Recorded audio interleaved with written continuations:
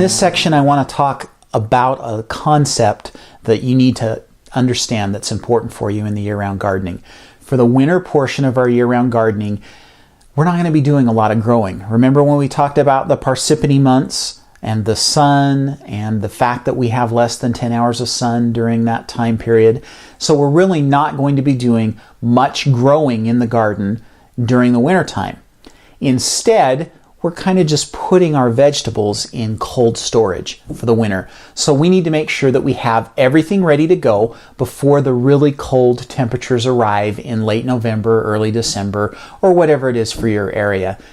So you need to have your plants mature and ready to go, and then we're pretty much just putting them in cold storage for the winter. So your carrots need to be mature, and your lettuce needs to be ready to harvest, and all of those plants need to be up and ready to go in time for those cold temperatures to arrive. And then we're able to keep them protected in our cold frames and have fresh vegetables throughout the winter.